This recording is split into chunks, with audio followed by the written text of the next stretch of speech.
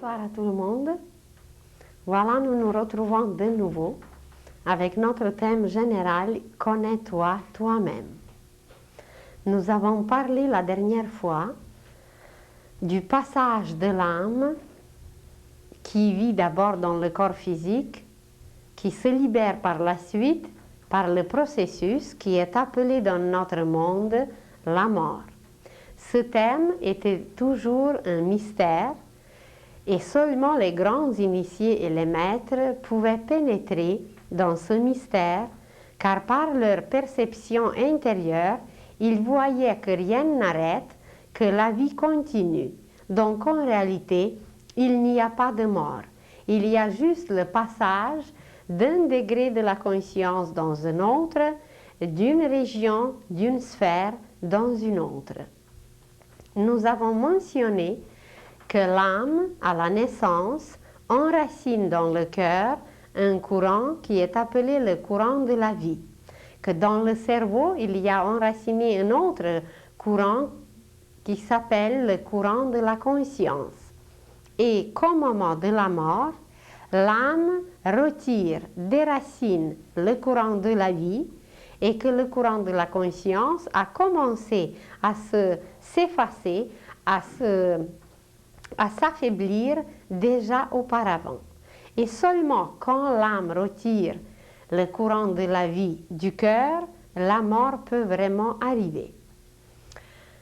Ensuite, nous avons dit que l'âme travaille d'une façon extrêmement sérieuse et d'un travail très important les 48 heures qui suivent le moment de ce déracinement du courant de la vie, car l'âme retire les images du passé.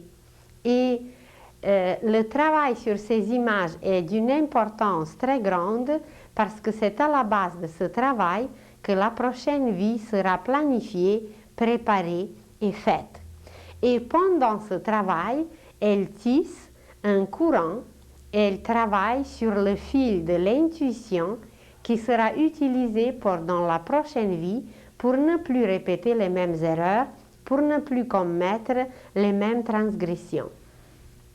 Donc ce courant de l'intuition est extrêmement important car l'âme nous parle à travers lui, l'âme nous prépare pour des choses nouvelles et de ne plus répéter les mêmes erreurs. Ce courant de l'intuition qui travaille à travers le plexus solaire, nous pouvons nous habituer à travailler avec lui, à s'écouter, à écouter cette voix intérieure. Et le moment le plus propice, c'est quand on se réveille le matin. Quand on se réveille le matin, notre conscience n'est pas encore tout à fait bien installée dans le corps physique. Nous sommes encore, ou elle est plutôt encore un peu endormie. Et quand l'intellect qui l'exprime, cette conscience, quand l'intellect ne fonctionne pas encore complètement, c'est là que l'âme peut nous parler plus clairement et que nous pouvons la comprendre plus clairement. Et cette voix, elle nous parle d'abord d'une voix très douce, d'une voix très claire et très nette. Pardon. Et les messages sont envoyés d'une manière très claire, seulement l'intellect les embrouille et ces messages ne deviennent pas clairs par la suite. Nous parlerons peut-être un jour que l'âme peut nous envoyer jusqu'à 9 messages. Il y a 3 messages doux, très doux, transmis par l'intuition. Il y a ensuite 3 messages fermes et encore par la suite 3 messages très durs qui nous brassent, qui nous secouent si on ne savait pas entendre les premiers. Et ensuite nous avons dit que dès qu'elle se libère du corps physique, elle fonctionne à travers le corps éthérique dont la vie continue encore pendant 40 jours. Après les 40 jours, après les funérailles du corps éthérique, si on peut dire ainsi, l'âme fonctionne à travers le corps astral. Et si dans ce corps astral, qui est le corps des désirs, qui est le corps des sentiments, souvent très personnels. Si nous avons emmagasiné pendant notre vie beaucoup de choses égocentriques, égoïstes, qui ne touchent personne d'autre, qui sont attachées seulement à nous-mêmes, on a préparé des matières très lourdes, très solides, des matières très collantes, sentimentales, et après la mort, l'âme sera obligée de se débarrasser de ces matières. Et pour se débarrasser de ces matières, elle passe par la région astrale basse, qui est appelée dans la terminologie même religieuse, le purgatoire. Et c'est dans le purgatoire que nous nous libérons vraiment de ce qui était très personnel et nous devenons des êtres impersonnels, des êtres cosmiques. Et par la suite, le chemin, l'acheminement n'est pas terminé, l'âme continue son travail. Le passage dans le purgatoire est pénible et plus long si la personne était très matérialiste et si ses désirs étaient extrêmement personnels. Mais si la personne était détachée, si la personne était plus spirituelle, ce passage par le purgatoire sera rapide et facile. Mais chez la plupart des gens ordinaires, qui pensent beaucoup à eux, qui ne se préoccupent pas des autres, qui n'agissent pas tellement d'après la loi de l'amour, le passage dans le purgatoire dure un tiers à peu près, un tiers de leur vie. Disons une personne qui a vécu 60 ans, une personne ordinaire, va passer dans le purgatoire 20 ans et c'est le passage le plus difficile, le plus dur, car elle sera obligée vraiment de gratter, symboliquement, de gratter, de se libérer de toutes ces matières les plus désagréables et les plus collantes. Et quand ce passage est terminé, l'âme traverse une région qui est très rapide pour certains et pour d'autres, cette région peut être beaucoup plus durable. Elle s'appelle région limitrophe. Le mot limitrophe veut dire ce qui est à la limite, ce qui est à la frontière. Par exemple, le Portugal est limitrophe à l'Espagne. Alors, cette région est limitrophe au purgatoire et ensuite à une autre région plus haut. Imaginez une âme, un être humain qui était très matérialiste, qui ne connaissait pas Dieu, qui ne reconnaissait aucune intelligence suprême et qui était complètement attaché à la matière et qui n'admet aucune vie après la mort. Cet être, il était quand même très correct, il était un bon père, il était un collègue extraordinaire, il était tout à fait irréprochable, mais dans son intérieur, dans son cœur, il n'admettait pas l'existence de Dieu et surtout pas que la vie continue. Alors, dans le purgatoire, il ne va pas rester tellement longtemps parce qu'il était quand même un peu généreux, il était quand même un peu bon. Et dans le purgatoire, il n'a pas emmagasiné tellement de matière dure, astrale, pour se purifier, mais il va entrer plutôt dans cette région limitrophe où il peut rester très longtemps. Et dans cette région limitrophe, ça veut dire qu'il était très indifférent envers Dieu, aucun amour envers Dieu. Dans cette région limitrophe, il peut passer très longtemps et il va produire, à cause de cette mécroyance, il va produire autour de lui les vibrations très grises, les vibrations d'une couleur très désagréable, et il va former autour de lui un genre de nuage. Et il va rester dans ce nuage jusqu'à ce qu'il va crier au secours « Mon Dieu, aide-moi ». Il y a quand même une mémoire dans ses cellules, même astrale. Il y a quand même une mémoire dans sa conscience et une vague mémoire de Dieu existe en lui, mais son intellect n'a jamais voulu admettre cela. Et alors, il va rester dans ce nuage et personne ne pourra venir l'aider parce qu'il ne sera pas visible, il n'émettra aucune lumière. Il est comparable à un bateau qui reste en pleine mer, qui envoie les signaux SOS, mais que personne ne peut l'entendre, personne ne peut le voir parce qu'il n'y a aucune lumière, personne ne reçoit ces appels. Et surtout présentement, sur la Terre, comme il y a beaucoup d'athées, comme il y a beaucoup d'êtres qui ne croient pas à Dieu, qui ne croient pas que la vie continue, eh bien, ils se retrouvent dans cette région qui est bizarre, parce qu'en réalité, il y a beaucoup d'êtres en haut qui sont prêts à nous aider, qui sont prêts à nous retrouver, à nous guider. Mais comme ces personnes produisent autour d'eux un champ vibratoire très épais, des vibrations comme un nuage qui est gris, alors ils sont imperceptibles et ils sont invisibles et les êtres de lumière qui doivent accueillir les désincarnés, ils ne peuvent même pas s'occuper d'eux.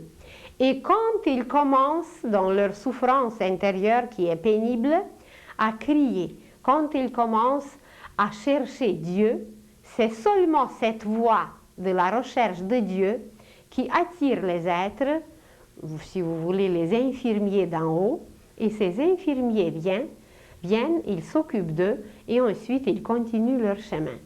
Mais dans la conscience, il reste des traces de cette souffrance. Et quand dans la prochaine incarnation, un tel être va s'incarner dans un pays où on ne reconnaît pas tellement Dieu, par exemple dans un pays communiste, malgré que tout le monde va dire que Dieu n'existe pas, à cause de cette souffrance qu'il a passée dans la région limitrophe, il va se souvenir intuitivement de cette souffrance et il va se dire, eh bien, ils sont tous dans l'erreur. Parce que moi, je ne crois pas que Dieu n'existe pas. Et même, il peut devenir celui qui va convertir tout le monde, celui qui va prêcher que Dieu existe, celui qui va attirer les autres vers Dieu, parce que sa propre souffrance l'a réveillé suffisamment à Dieu. Donc, même si on n'est plus sur la terre, même si on a passé par ce processus qui est appelé la mort, la conscience avec l'âme travaille d'une façon extraordinaire et à la perfection. Et il n'y a rien qui peut leur échapper. Et toute expérience et tout ce comment on s'est comporté nous pendant la vie, et même tous nos gestes, toutes nos actions sont enregistrées quelque part et ça revient dans la conscience.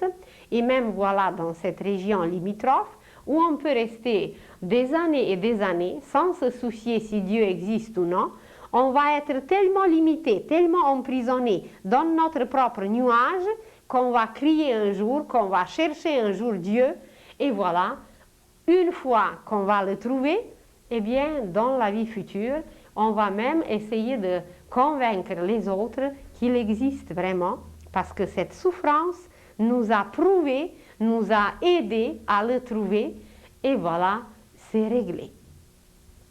Et quand, disons ceux qui n'ont pas passé tellement de temps dans le purgatoire, mais qui ont passé la région limitrophe, ils continuent leur chemin et ils entrent dans une autre sphère.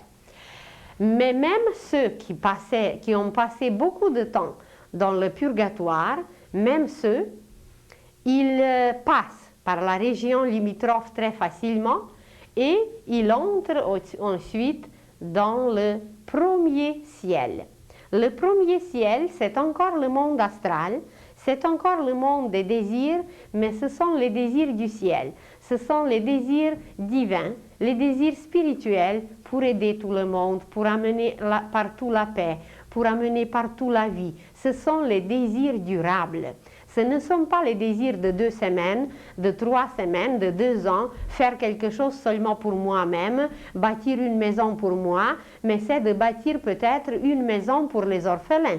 C'est de bâtir une bâtisse où tout le monde pourra profiter. Alors ce sont des désirs, mais des désirs valeureux pour tout le monde. Et quand cette matière de ces désirs est tissée d'amour, est remplie de lumière, eh bien, nous entrons, nous préparons ce passage qui est très, très beau. Le passage au premier ciel pour l'âme, c'est le vrai repos.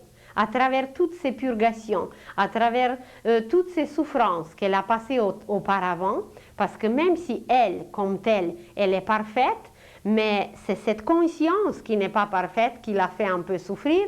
Alors, le premier ciel peut être comparé avec des vacances les plus extraordinaires. Pour la première fois, l'âme prend des vraies vacances. Et la conscience, qui est encore dans le corps astral, mais dans le corps astral supérieur, elle se meut dans un monde de beauté, d'une splendeur indescriptible. Ce sont les rivières, les paysages, les fontaines, les arbres, les fleurs les plus inimaginables, d'une beauté et d'une splendeur qui peut être vraiment difficilement décrite par notre vocabulaire humain. Et voilà, l'âme se repose, la conscience se repose, elle se nourrit de cette beauté. Et quand nous faisons des rêves très, très, très beaux, et bien très souvent, nos rêves viennent de cette région astrale qui est le premier ciel, appelé dans une terminologie occulte peut-être, mais même religieuse. Alors, l'âme passe par ses vacances. Et quel est l'avantage de ce passage? C'est qu'elle peut vraiment profiter au maximum de cette beauté, de cette splendeur. Elle peut profiter d'un repos, mais aussi elle peut énormément apprendre. Car dans ce monde, il y a des écoles. Il y a des écoles de musique, il y a des écoles d'artisanat, il y a des écoles artistiques, il y a tout ce qu'on peut désirer.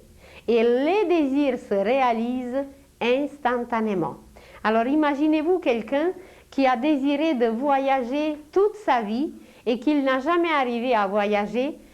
Quand il arrive au premier ciel, eh bien ses désirs se réalisent instantanément et il voyage non seulement à travers la Terre, à travers le monde entier, mais ils voyagent partout dans l'espace et ils peuvent percevoir cette beauté qui nous échappe au niveau physique, qui n'est pas perceptible à notre vision ordinaire.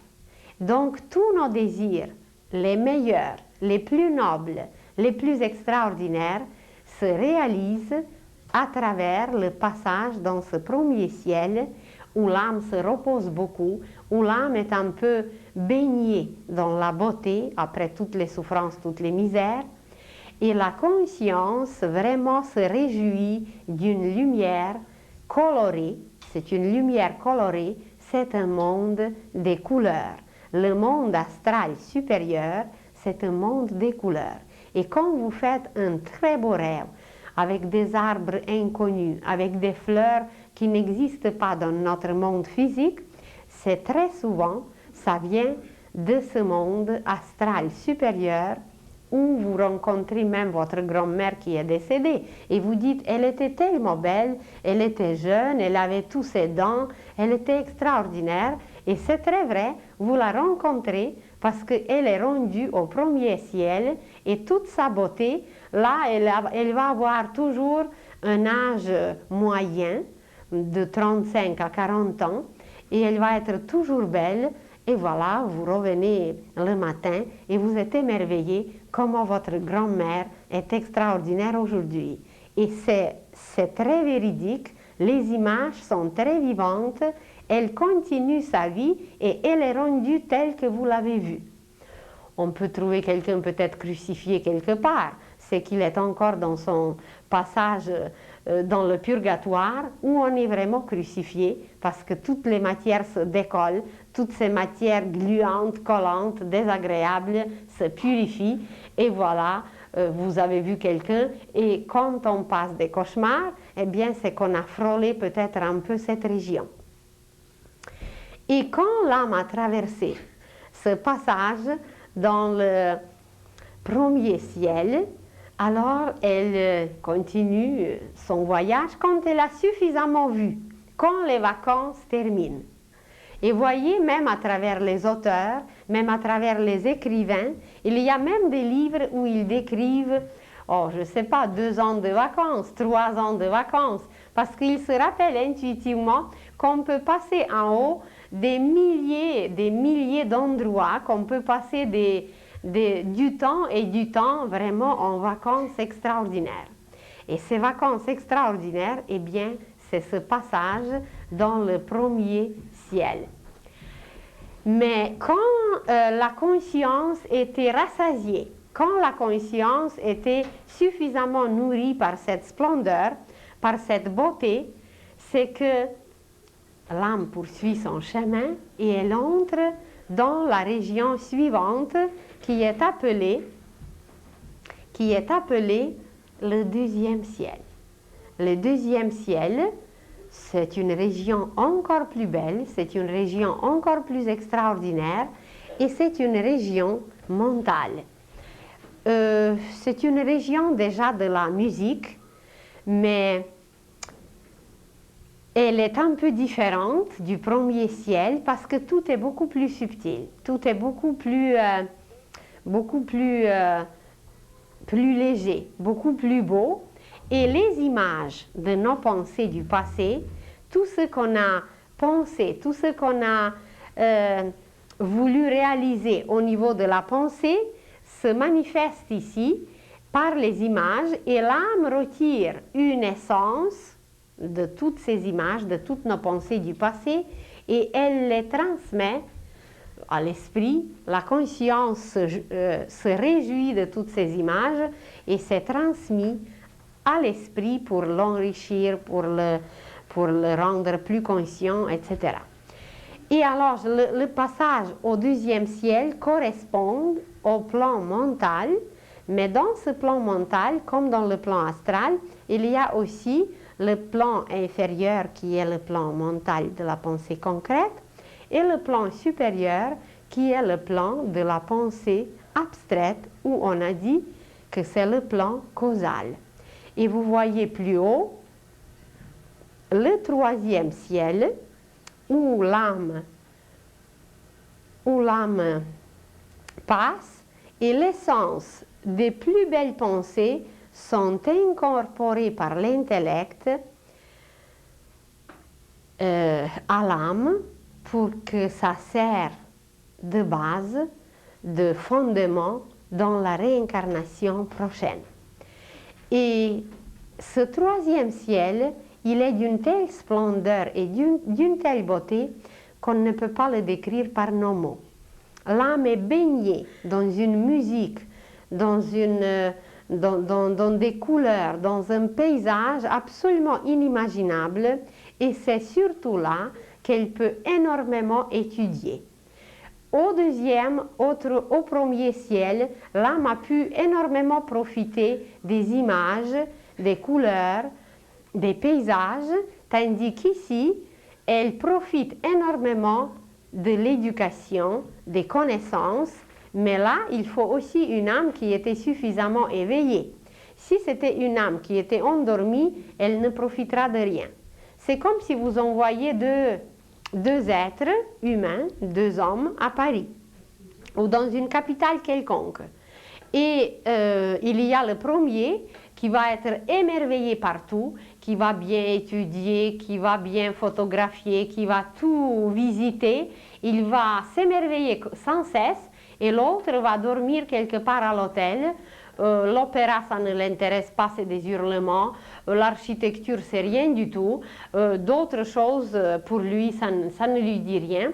Alors, au troisième ciel, et même dans le premier et dans le deuxième, c'est un peu pareil.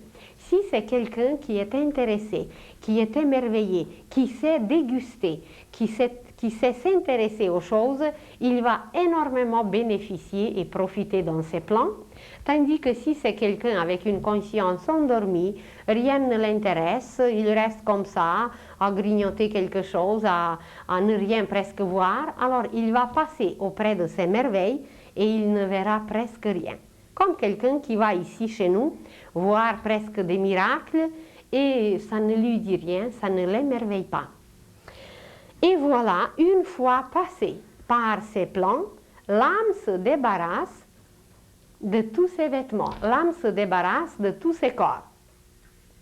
Par exemple, au niveau éthérique, on s'est dit que l'âme se débarrasse du corps éthérique.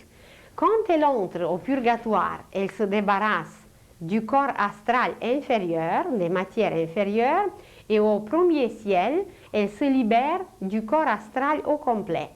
Ensuite, la conscience fonctionne à travers le corps mental seulement. Alors, la veste, le costume était retiré et l'âme reste en sous-vêtement. Donc, le vêtement comme le manteau, ce qui nous protège le plus, c'était le corps physique. Le corps astral, c'était le costume. Le corps mental, c'est le sous-vêtement.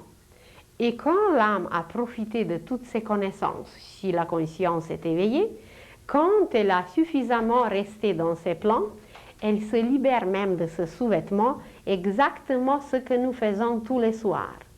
Et comme on n'a jamais remarqué que nous faisons le même processus tous les soirs, chaque fois avant d'aller dormir, et le même processus, l'âme l'accomplit après chaque vie. Parce que les initiés nous disent que le matin, quand on se réveille, c'est une petite résurrection. Et le sommeil, c'est une petite mort. Parce que 2 de nos corps, on a 4 au niveau inférieur, 2 de nos corps s'en vont dans l'océan cosmique et 2 restent sur le lit. Le corps physique et le corps éthérique restent sur le lit et la conscience avec 2 corps supérieurs s'en vont. Donc, la petite mort et la petite résurrection sont constamment là tous les jours. Et pour l'âme, eh bien, c'est une fois après que la page de la vie, d'une vie, était terminée. Et quand elle se libère de ce dernier vêtement, quand elle s'est libérée, dégagée de tous ces vêtements, elle entre avec la conscience nue. Elle reste toute nue, comme c'est pareil pour nous. Eh bien, on va parler un jour de la nudité. On va parler un jour du sens initiatique de la nudité. On va parler comment, à travers les initiations dans le passé, le disciple devait arriver à comprendre qu'est-ce que c'est la nudité. Il devait arriver à s'émerveiller devant la nudité, parce que c'est l'âme dans sa pureté, c'est la conscience débarrassée de tous ces déchets, de toutes ces matières collantes, solidifiées, impures. Et quand tout était enlevé, quand l'âme reste au niveau causal, avec cette conscience qui s'est réduite, en réalité elle ne s'est pas réduite, elle était toujours la même, l'âme l'a transportée à travers les corps comme une petite sémence. Imaginez, on dit qu'on a donné les fruits de notre vie. À la fin de la vie, on a donné les fruits de notre vie.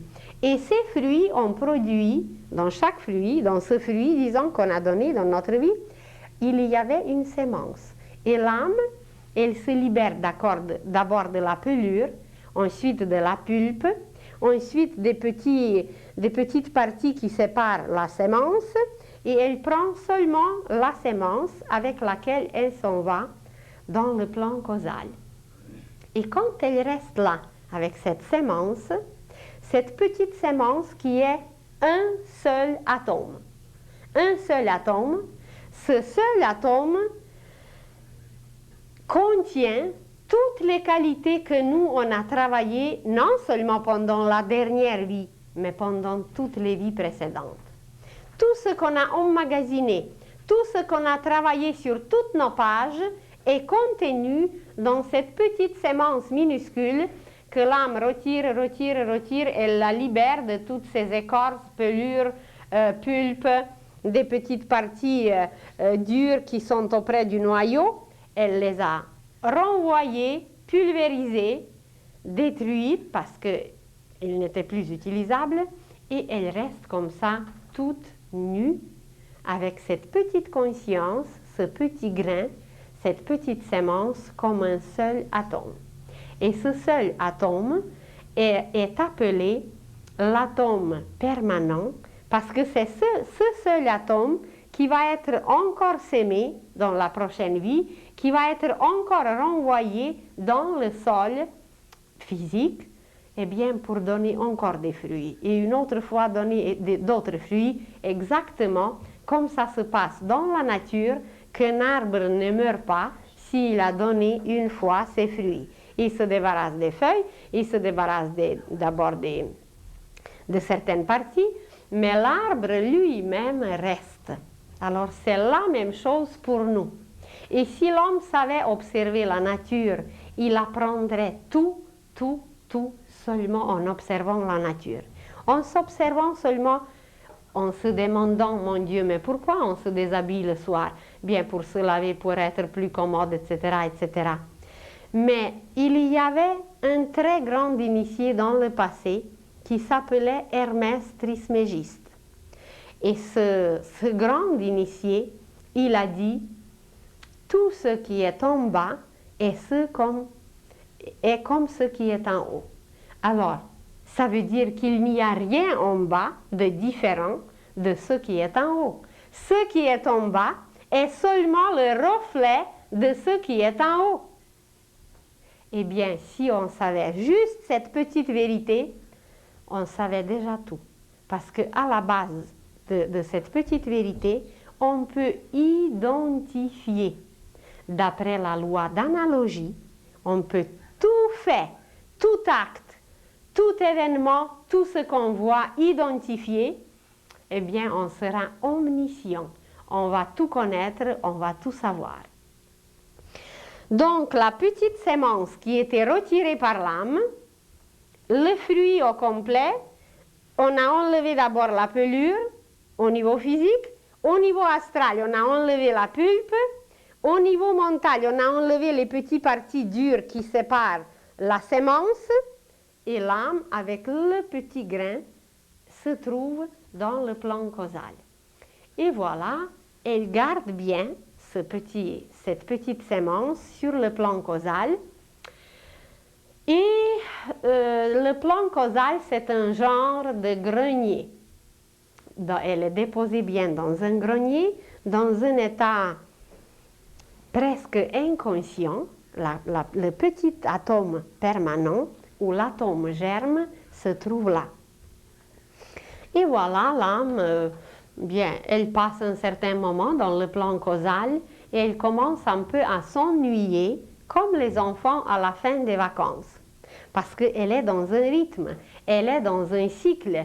Et comme le cycle est terminé, eh bien, elle commence à regarder déjà en bas où est-ce que je pourrais trouver une école nouvelle.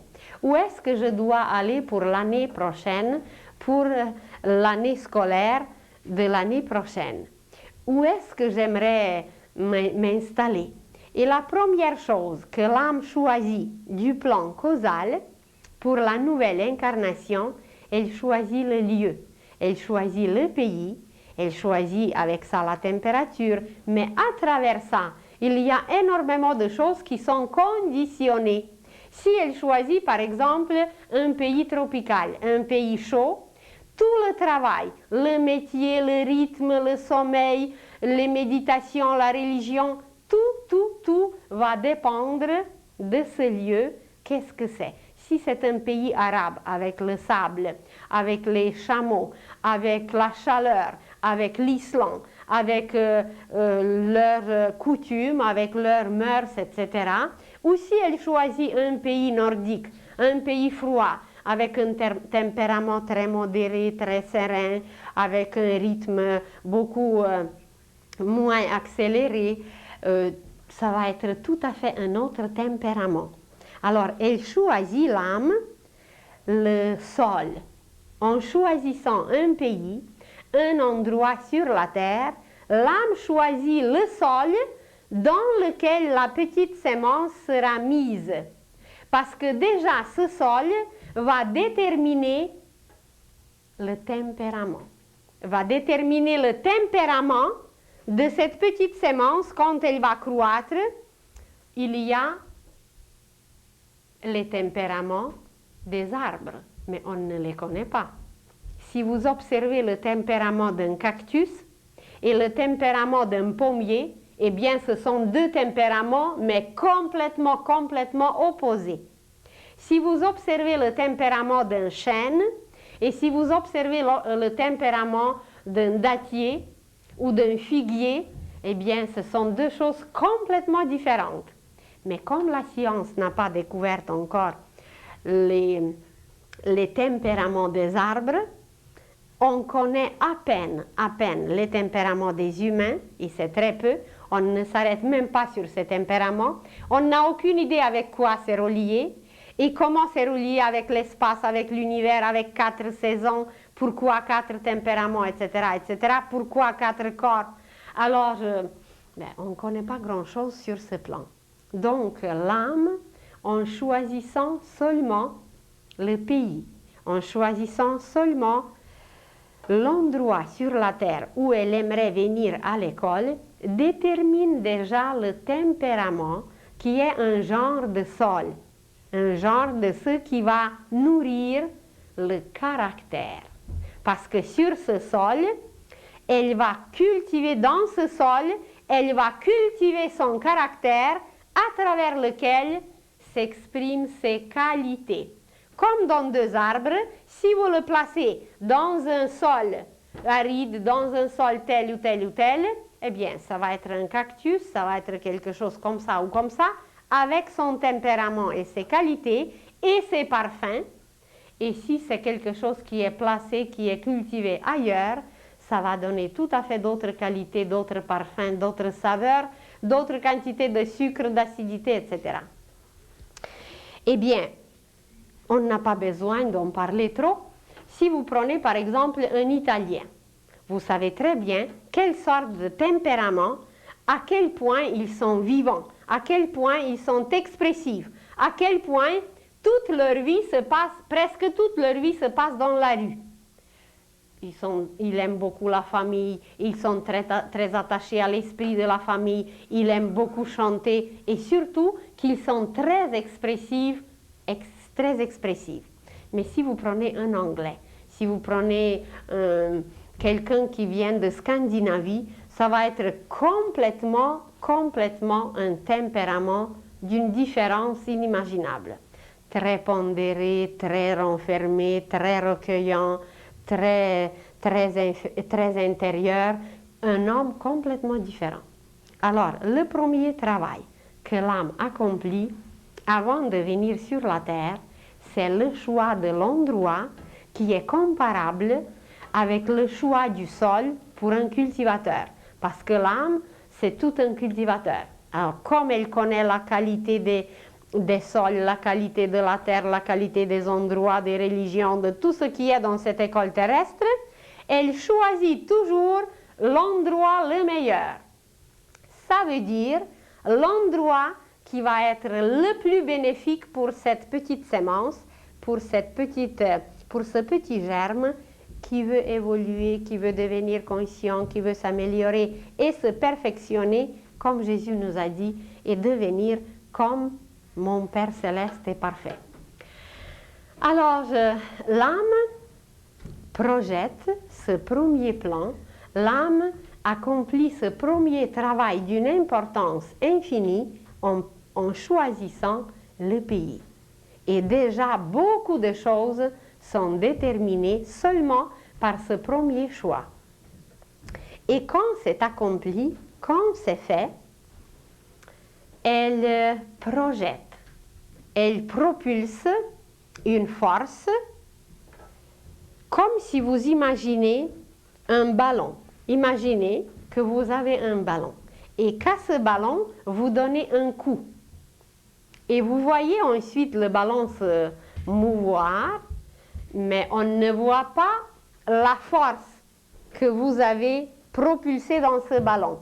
Elle peut être mesurée, cette force, seulement par la distance que ce ballon ou cette balle va accomplir. Si vous avez donné un grand coup, le ballon va aller jusqu'au bout de la pièce. Mais si vous avez donné un coup moyen, eh bien, cette force qui était propulsée et qui n'est pas visible, elle va faire mouvoir le ballon jusqu'à la moitié de la pièce. Mais si le ballon était tout petit, eh bien, ça va rouler un tout petit peu et ça s'arrête. Et si c'était juste un... Comment ça s'appelle? Piche-note. Alors, si vous avez donné juste un tout petit coup, eh bien, ça va durer quelques heures, même quelques minutes. Alors, imaginez que l'esprit, qui reste toujours une extension de... l'âme qui reste toujours une extension de l'esprit, évidemment que cette force vient de l'esprit. Mais c'est transmis par l'âme, et l'âme propulse cette force, elle donne un coup, et si le coup était grand, si cette petite sémence qu'elle possède a besoin de beaucoup d'expérience, traverser le monde, souffrir beaucoup, aller partout, apprendre beaucoup, etc., explorer le monde, alors le coup sera très fort, et voilà, ce corps qu'elle va former par la suite, cette petite sémence, elle va rouler 90 ans, 100 ans, 140 et même plus. Mais si les expériences qu'elle devait passer ne sont pas tellement nombreuses, que les conditions extérieures ne se présentent pas pour une vie prochaine telle qu'elle voulait, elle peut choisir une vie moins courte et le coup qu'elle va donner va être moyen.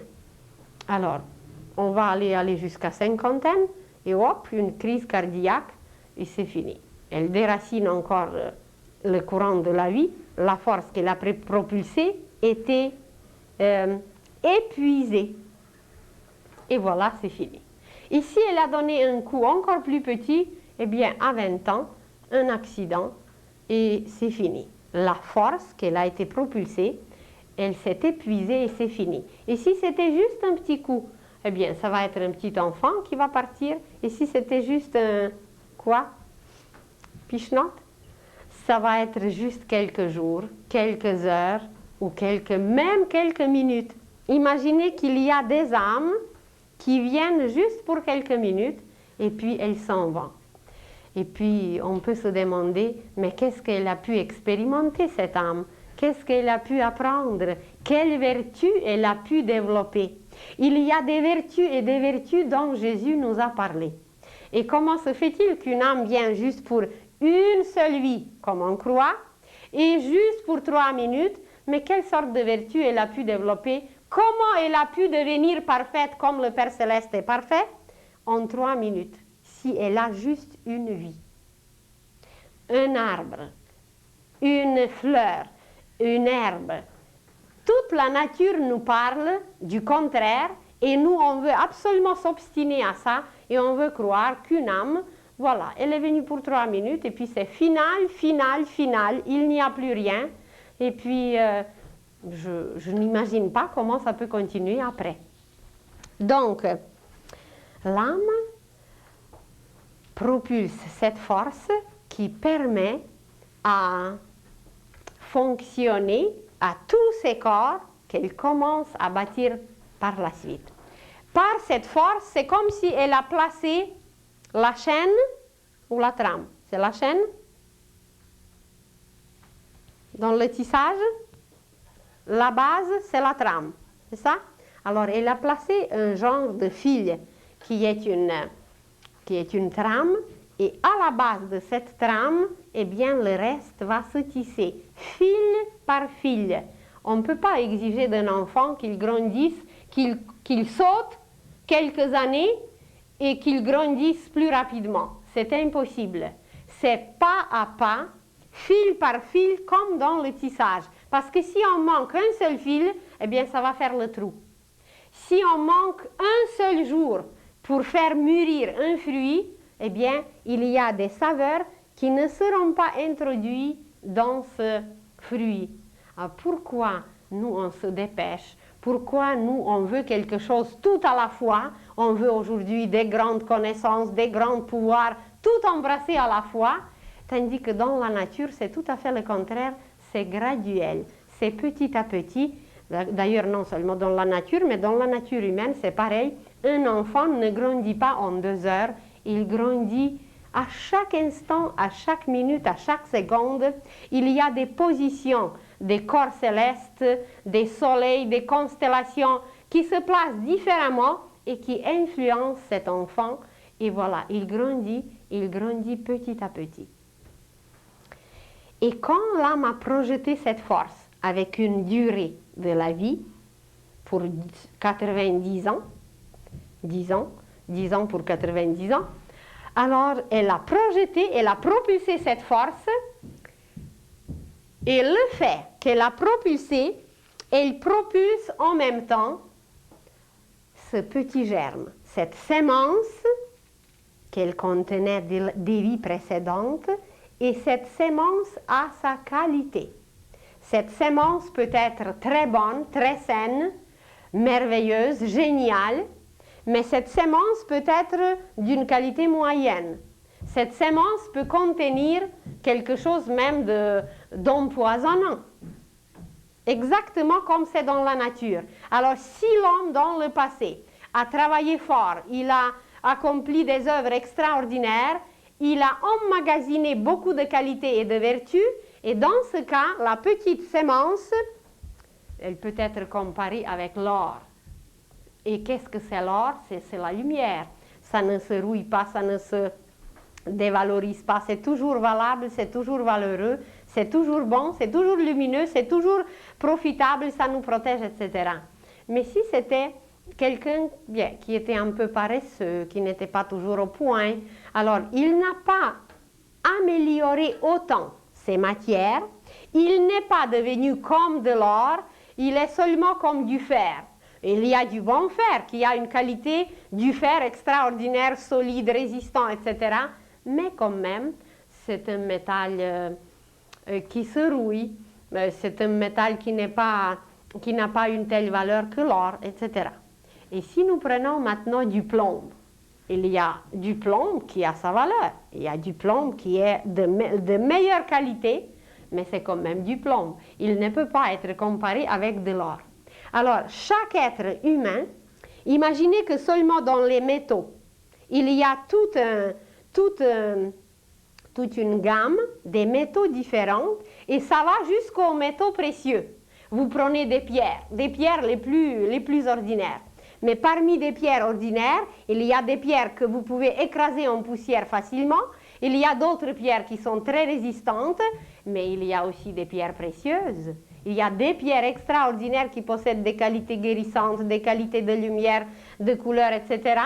Eh bien, parmi les âmes humaines, c'est pareil, qu'il y a des gammes et des gammes et des gammes et des nuances à l'infini, selon nos efforts, selon comment on a travaillé l'amour, comment on a travaillé les qualités, les vertus, on a emmagasiné dans cette petite sémence que l'âme a retirée de nos corps, dans cette petite graine, dans ce petit atome germe, se trouvent toutes nos qualités, et il y a une justice divine absolue que rien jamais ne peut se perdre. Et tout ce qui était fait pour le bien, pour tout le monde, pour la paix, pour la vie, pour tout simplement pour la création, c'est contenu dans cette petite sémence. Et tout ce qui était fait pour le mal, c'est contenu comme quelque chose de lourd, quelque chose de pesant. C'est encore une matière brute. Et voilà, quand l'âme projette cette sémence du plan causal, qui est le plan mental supérieur, elle la projette dans le plan mental inférieur, dans le plan de la pensée concrète. Et dans ce plan de la pensée concrète, ce petit germe, selon sa qualité, si c'était la qualité du plomb, ce germe va attirer des matières mentales, mais à sa fréquence, qui correspondent à sa fréquence, qui correspondent à sa qualité. Cette sémence va attirer des matières de la pensée, des matières mentales très lourdes. Ça va être une pensée très pesante. Cette pensée ne bâtira pas les merveilles sur la terre. Elle va être tournée vers elle, renfermée, égoïste ou préoccupée par elle-même, et même des pensées destructives, de détruire quelqu'un, de brûler quelqu'un, d'exterminer quelqu'un, parce que c'est une matière pesante. Dès qu'elle tombe, une telle pensée, dès qu'elle tombe, elle tue quelqu'un, parce que c'est une matière du plomb. Même si c'est le meilleur plomb, mais c'est une matière très lourde. Alors, un criminel futur, eh bien, c'est une âme en évolution, c'est une âme qui va s'améliorer, mais à l'état présent, les qualités qu'elle a travaillées dans le passé ne sont pas nombreuses. La lumière qui passe à travers cette petite sémence, la lumière n'est pas grande, et voilà, elle va attirer des matières mentales très, très lourdes, très brutes et même brutales. Et cette petite sémence attire la matière mentale en forme d'une cloche que vous allez voir sur cette petite image. La cloche, avec l'atome germe en haut qui attire ces matières en forme de cloche. Et vous savez comment les cloches sont aimées sur la terre. Quand vous entendez les cloches, c'est un événement très sacré. C'est quelque chose de très précieux parce que les cloches sont le symbole d'annonce. Les cloches annoncent toujours quelque chose. Et c'est quoi ce quelque chose? Eh bien, qu'il y a une communion qui se fait. Quand on annonce par exemple le mariage, la messe, le baptême et autre chose, c'est que la cloche annonce. Et cette petite cloche que nous avons vue, elle annonce dans le plan mental qu'une âme a décidé de naître. Et la cloche, quand elle est faite, c'est la naissance au niveau mental. On sonne parce que le plan mental, c'est le plan de la musique, c'est le plan du son. Et partout dans l'univers entier, existe une joie extraordinaire qui annonce qu'une âme vient de naître au niveau mental. Et voilà, le processus que l'âme a accompli, dont on a parlé auparavant, de se libérer et de monter, le processus recommence, le cycle recommence, et l'âme redescend sur la terre. Mais le premier degré, la première étape à faire, à suivre, à accomplir, parce qu'il faut bâtir cette cloche, il faut attirer les éléments. Et la petite sémence, le petit atome germe, il sert comme d'un aimant. Et cet aimant, selon sa capacité, selon sa puissance, selon ses qualités, va attirer de l'or. Ça va donner un pacifiste, un être humanitaire, un génie, qui va projeter sa lumière mentale partout, ou ça peut donner un criminel, qui va être un homme très brut, ça va être du charbon. Un homme brut, c'est du charbon, mais du charbon devient, avec le temps, avec la pression, avec la purification, le diamant. Le diamant, c'est du charbon, mais transmué, transformé et transmué. La vitesse de la lumière dans le charbon n'est pas du tout la même que dans le diamant. Alors, le même atome germe, qui peut être comme le charbon chez quelqu'un, peut devenir le diamant chez quelqu'un d'autre. Et voilà, c'est la première étape de la descente de l'âme de nouveau dans une classe nouvelle pour écrire une page nouvelle, pour vivre une vie nouvelle. Et la prochaine fois, nous allons poursuivre ce travail merveilleux de l'âme, comment elle bâtit d'autres corps, comment elle accomplit un autre travail et comment ça continue à perpétuité. Ce processus n'arrête jamais car c'est le processus de la vie. Et quand nous rejetons un vieux manteau, personne ne pleure. Et quand les feuilles d'un arbre tombe, personne ne pleure. Et pourquoi alors on pleure si l'âme rejette un vieux corps? Bien, c'est parce que notre vision est limitée et nous ne voyons pas comment la vie continue.